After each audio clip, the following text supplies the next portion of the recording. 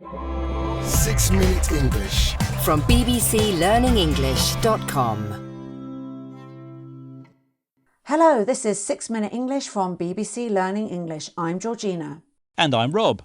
Do you have a good memory, Rob? Can you remember people's names or where you left your car keys?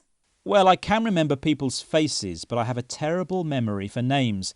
And sometimes I'll be eagerly reading a book, but then a week later, I can't remember a single thing about it.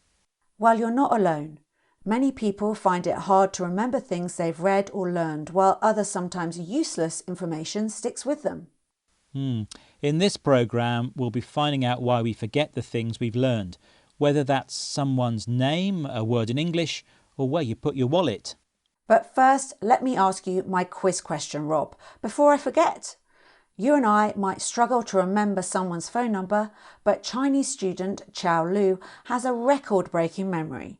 In 2005, she recited the numbers of pi, the mathematical equation describing the proportions of a circle, but how many digits did she manage to remember? Was it A, 48,000, B, 68,000, or C, 88,000? Wow, it sounds like Chao Lu has an incredible memory. I'll say she remembered B, 68,000 digits of pi. OK, Rob, let's remember to find out the answer at the end of the programme. OK, will do. Now, someone like Chao Lu might have a photographic memory, the ability to remember things in exact detail, like looking at a photograph. But for the rest of us, things are more complicated. Dr. Jared Horvath is an educational neuroscientist at the University of Melbourne. According to him, there are 2 rules which explain how we remember information. Listen to Dr. Horvath talking to BBC World Service programme The Y Factor and see if you can hear the 2 rules he mentions. Rule number 1 is repetition is key. The odds of remembering something after a one-off are incredibly slim, unless you can immediately link it to something you already understand. So my middle name is Cooney. If I ever meet someone named Cooney, I'll never forget that because I have an immediate link. But if I meet someone named Joe, So a one-off is, we all pretty much suck at it, unless we focus. So rule 2 then becomes we remember what we focus on. The first rule for remembering is repetition. The odds, meaning the probability of remembering something, are low if you learn it as a one-off, something that only happens once. Dr. Horvath's second rule is about focus. We remember what we focus on. This involves making links between new information and something you already understand. These are the most effective methods of remembering, and most of us suck at or are bad at other ways of remembering things. Now, of course, one group of people who need good memory is students.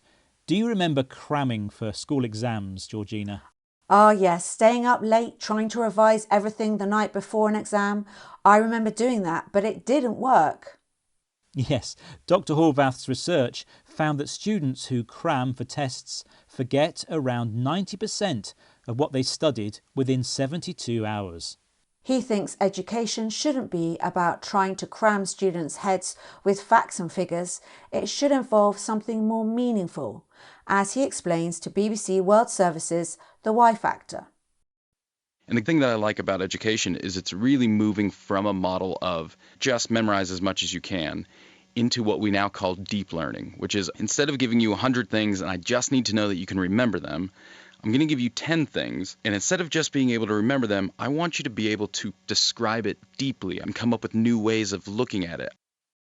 Traditionally, education involves memorising, learning information exactly as it is so you can repeat it later. But being able to repeat something like a parrot doesn't always mean you understand it. Dr. Horvath advocates a technique called deep learning, a complete way of learning something that means you fully understand and will not forget. So remember, repetition, focus and deep learning are the memory muscles we need. Maybe that's how Chinese student Chao Lu developed her record-breaking memory. You do remember your quiz question, don't you, Georgina? Yes, thank you, Rob. My memory isn't that bad. I asked you how many digits of the mathematical equation pi she could remember. And I said B, 68,000 digits. Which was the correct answer. Actually, the number was so long it took her over 24 hours without a break to recite it all. Oh wow, her brain must have been aching after all that. OK, let's recap the vocabulary from this programme, starting with a photographic memory, which is the ability to remember things in exact detail, like looking at a photograph. The odds of something happening mean the chances that it will happen. A one-off is something that only happens once. To suck at something is an informal way to say be bad at doing something. It's more common in American English. If you memorise something, you learn it exactly so that you can repeat it later. And finally, deep learning describes a complete way of learning something so that you fully understand it and will not forget it. OK, well that's all from us, but don't forget to join us again soon for more trending topics and top tips to help you remember useful and everyday English vocabulary. Bye for now. Bye. 6 Minute English from the BBC.